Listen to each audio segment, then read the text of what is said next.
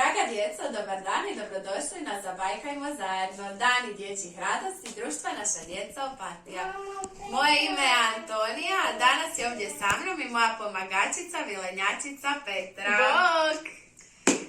Kao i prošli put, rekli smo da svaku bajkaonicu započinjemo tako što dobro protrljamo naše oči, protresemo naše uši i zatim kreće priča. Današnja priča je o Medi Tobiju i njegovom Božiću. Pa da vidimo što se to dogodilo Tobiju za Božić. Jutros Medo Tobi otvara prozorčiće.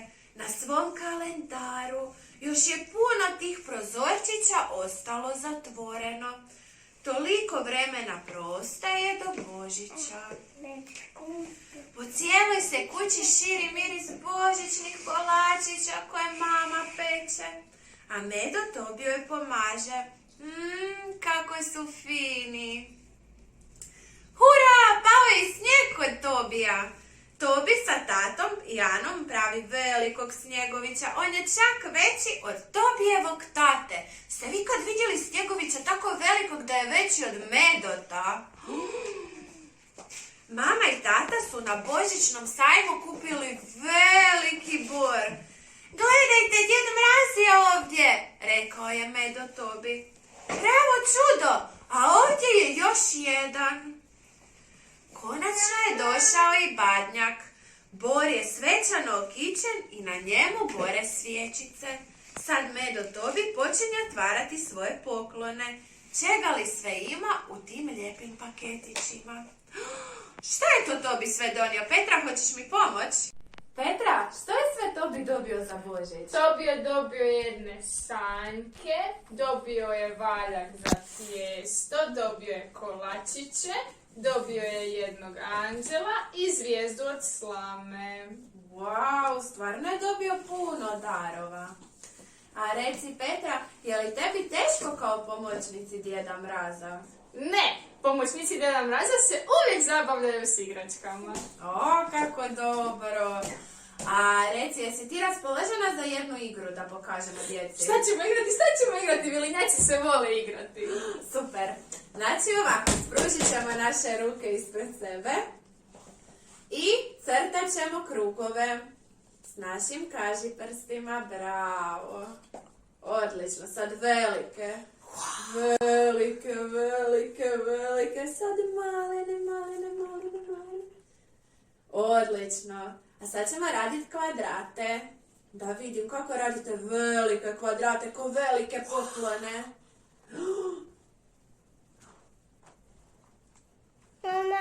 A sad malene.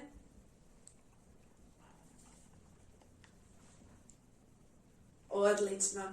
A sad da vidim, tko može s jednom rukom crtat veliki krug, a s drugom radit kvadratiće? A ja to ne mogu. Malo je teško, šta ne? A možete li vi? Odlično, djeco. Svaka čast, da probamo i mi još jednom.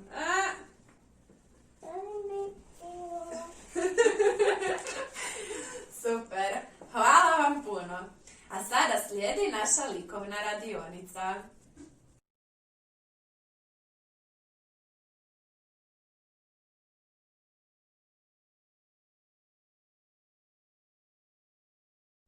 Draga djeco, dobrodošli na likovnu radionicu.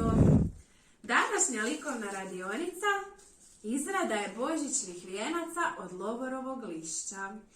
Kako ćemo to napraviti? Prvo bit će vam potrebni papirnati tanjurići. Ovakvi. Papirnate tanjuriće ćemo sa škaricama probušiti tako da nam ostane samo ovaj vanjski dio.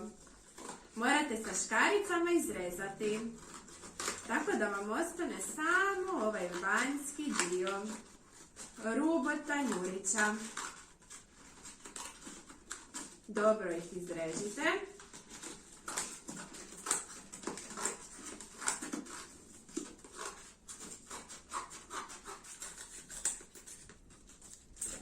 Kada ste izrezali, trebate dobiti lik. Zatim uzmete lovorove listiće koje imate I lijepite lovorov vijenac. Možete koristiti obično ljepilo u stiku i lijepiti lovorovo lišće po bijeloj podlozi od tanjurića. Nakon što sve zalijepite, uzet ćete špagicu i motat ćete, odnosno plešćete lovorovo lišće oko lovorovog vjenčića. Ovako, tako da dobro još zategnete lovorovo lišće koje vam je na vijencu. Nakon što to sve napravite, dobit ćete ovakav oblik lovorovog vjenčića. A zatim ćete uloviti sa špagicom 2 lovorova lista, koja ćete isto tako otrgnuti, probušiti rupice i sa špagicom uloviti tako da vam lovorovi listići ovako vise. Na kraju možete vaš lovorov vjenčić još ukrasiti sa češerima, žirevima, s čim god želite, a zatim ga možete objesiti na vrata. Naravno, ovo sve radite uz asistenciju vaših roditelja. Hvala i vidimo se. Hvala što ste gledali našu bajkaonicu.